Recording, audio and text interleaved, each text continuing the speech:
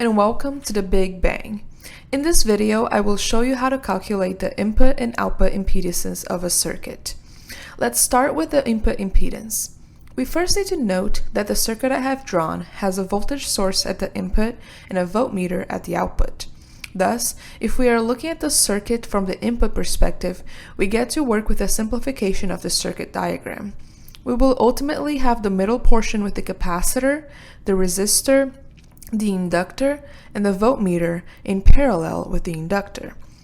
But before we proceed with finding the input impedance, we need to simplify that voltmeter.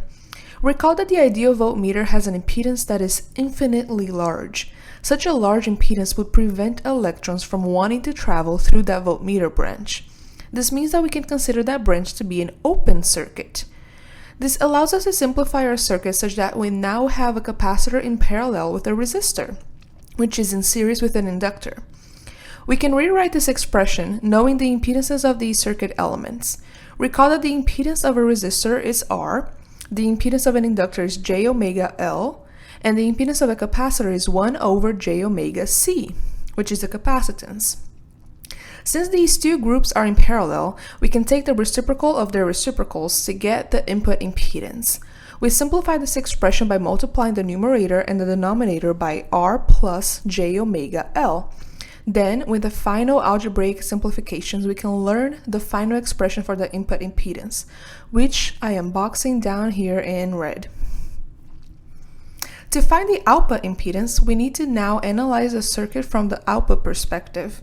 It is actually a quite similar process to the one we used in finding the input impedance. However, now we have a voltage source to deal with.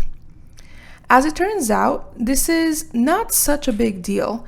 We just need to remember what the ideal impedance for a voltage source is, so that we can simplify the circuit we will be working with.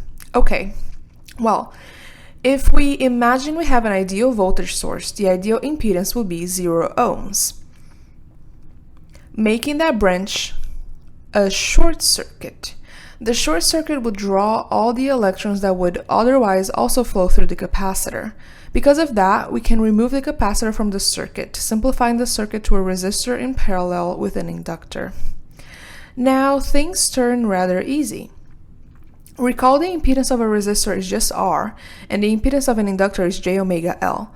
Since they are in parallel, we calculate the reciprocal of their reciprocals, then simplify by multiplying both the numerator and the denominator by J omega L times R. Finally, we can further simplify the expression to get it into a nicer format by dividing everything by R. This will then give us the output impedance I am now boxing out in red as our answer. Alright, this is all for now, and I'll see you next time.